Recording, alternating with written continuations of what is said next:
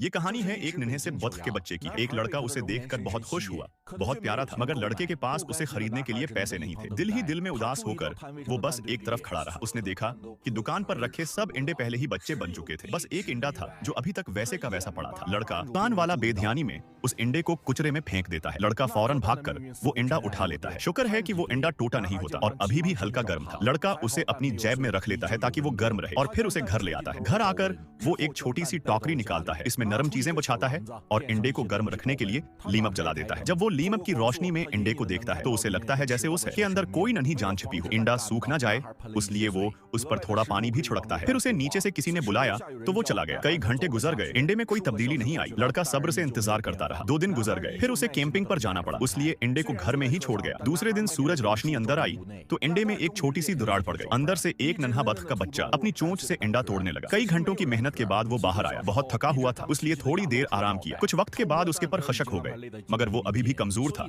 और चलने में लड़खड़ाता था। उसे ये भी नहीं पता था कि घर में कई खतरे छिपे हैं। वो घूमते घूमते बस्तर के नीचे चला गया जहां बहुत सारे पुराने खिलौने रखे थे। अचानक वहां से एक सब्ज आंखों वाला खिलौना जाग गया और बत्ख के पीछे भागा। बत्ख डर कर वहां से भाग निकला और एक गर्म स्वेटर में छिप गया। इतने में लड़का कैंपिंग से वापस आ गया। वो फौरन लियम के पास गया, मगर वहां बत्ख नहीं थी। उसने सोचा शायद बत्ख ज्यादा दौर नहीं गई, मगर वो स्वेटर को देखना भूल गया। उसी वक्त उसके अबू आए और कपड़े उठाने लगे। बत्ख बाहर निकलने ही वाला था कि एक और कपड़ा उस पर गिर गया। अगर वो कपड़े वॉशिंग मशीन में चले जाते तो बत्ख का बुरा हाल हो जाता, लेकिन खुशकिस्मती से ऐसा नहीं हुआ। लड़का आया, कपड़ों को देखने लगा, मगर बत्ख एक बार फिर बच निकला और भागकर किचन में चला गया। उसे भूख लगी थी, खाने की तलाश में था, मगर अबू ने उसे एक ऊंची अलमारी पर रख दिया। वो खिड़की के पास गया और बाहर देखा। बाहर की दुनिया बहुत खूबसूरत थी। उसे एक तालाब नजर आया। बत्ख का दिल पानी की तरफ खींचता है। वो छलांग लगा देता है, मगर चौंकि उसके पर अभी मजबूत नहीं थे। वो भीगकर बहुत भारी हो गया। बहुत मुश्किल से वो बाहर निकला, फिर आग के पास जाकर अपने पर सिखाने लगा। सिखाने के बाद वो एक ऊंची मेज से नीचे कूदा और शक्र है कि नुरमी से नीचे गिरा। तब एक अलार्म बजा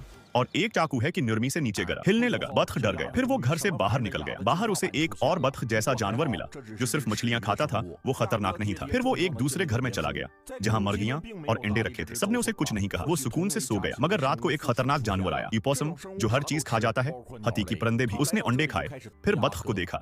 बत्ख फौरन भाग निकला। सर्दी की वजह से वो दोबारा अंदर आ गया। एक नर्म बस्तर पर लेट गया, मगर वो बस्तर सांस ले रहा था।